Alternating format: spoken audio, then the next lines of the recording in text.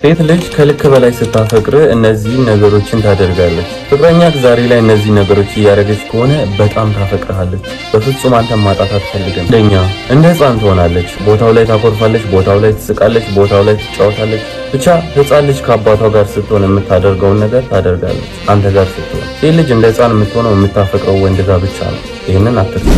ሁለተኛ ስትኮራረፉና በመሃላችሁ አለመግባባት ሲፈጠር ያንን ግንኙነት ለማስቀጠል ታለቅሳለች፣ ታኮርፋለች፣ ትለማመጣለች። ከልክ በላይ ያንን ግንኙነት ለማስቀጠል ትሞክራለች። ሶስተኛ ባልተጠበቀ ሰዓት ትደውልልሃለች። ለምሳሌ ከምሽቱ 9 ሰዓት ደውላ ናፈቀኝ ልትል ትችላለች። ካንተ የያዛት ፍቅር ናፍቆት የሚባል ህመም ይፈጥርባትና አንተን ካላገኘች ስለሚያንጨረጭራት ነው በዛ ላይ የምትደውልልህ። አራተኛ አለመግባባት ውስጥም ሆናችሁ ፍቅሯ አይቀንስም። ገብቶሃል? እየተከራከራችሁ ራሱ በፍቅር ስም ነው የምትጠራ፣ በቁልምጫ ስም ነው የምትጠራ። ባለመግባባት ውስጥ ለአንተ ያላት ስሜት እንዳልቀነሰ የምታውቀው በዛ ነው። የማታፈቅር ሴት በክርክር ጊዜ ማንነትን ትረሳለች፣ ይብል ልትሰድብ ራሱ ትችላለች። እቺ ግን አለመግባባት ውስጥ ሆና ስለምታፈቅር በፍቅር ስም ነው የምትጠራ። አምስተኛ ጓደኞቿ ሲያከብሩ ታያለህ። ገብቶሃል? በአንተ ቀልድ አታውቅም። ጓደኞቿ ሲያናግሩ በትህትና ነው። በጓደኞቿ ፊት አክብራ እንደምታወራ በዛ መልኩ ማወቅ ትችላለህ። በጓደኞቿ ፊት ለፊት የምትንቅ ከሆነ ጓደኞቿም ሲያገኙ ይንቁሃል፣ ቀለል ያደርጉሃል። አክብራና ቦታ ስታምታወራ ከሆነ በጓደኞቿ ፊት ጓደኞቿም አክብረው ነው የሚያዋሩት። ይሄን ካየ በጣም እቺ ልጅ እያስከበረች ነው ማለት ነው። ስድስተኛ በስም መማል ወይንም ደግሞ ስትደነግጥ ስምህን መጥራት። የሆነ ነገር ያስደነግጣት በድንጋጤ ስምህን ትጠራለች፣ ወይንም ደግሞ ስትምል በአንተ ስም። ይሄን ካየህባት በምንም ታምር እንዳትለቃት ጠበቅ አድርጋት። ሰባተኛ ስትደሰት ሆነ ሲከፋት ወደ አንተ ትሮጣለች። የሆነ ነገር ካስከፋት አንተ ጋር መጣ ታወራለች።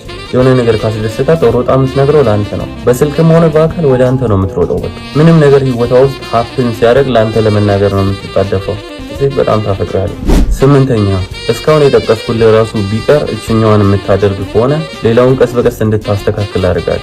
የሆነ ችግር ውስጥ ወይንም የሆነ ሀዘን ውስጥ ስትገባ በአንተ ችግር በአንተ ጭንቀት የምትጨነቀው እሷ ነች። ከአንተ በላይ ለመፍትሄ ትሯሯጣለች። ከአንተ በላይ መፍትሄ ለማግኘት ትፍጨረጨራለች። ያንተን መከፋት በምንም ታምር ማየት አትፈልግም። እራሷ ላይ ቢፈጠር መፍታት የማትችለውን ችግር አንተ ላይ ሲፈጠር ትፈታዋለች። ያ ከእውነተኛ ፍቅር የመነጨ መስዋዕትነት ይባላል። ዘጠነኛ ይሄ ነገር ደብሮኛል አታርጊው ያልካትን ነገር ብትለምናት አታረግም፣ ደግማ ብትሞት አትደግመውም። አንተ ያልተመቸህን ነገር ትተዋለች፣ ስታረግ አትገኝም፣ መቼም አታረግም። አስረኛ አንተን ማጣት እንደምትፈራ ሁልጊዜ ታወራለች። አንተን ባጣ እኔ ሰው አልሆነም፣ አንተን ባጣ ሞትብሃለሁ፣ አንተን ባጣ ጎዳብሃለሁ፣ አንተን ባጣ መሆነውን አላውቅም፣ አንተን ባጣ ብቻ አንተን ብታጣ የምትሆነውን ነገር ታወራለች። አንተን ማጣት ነው የሚያስፈራት።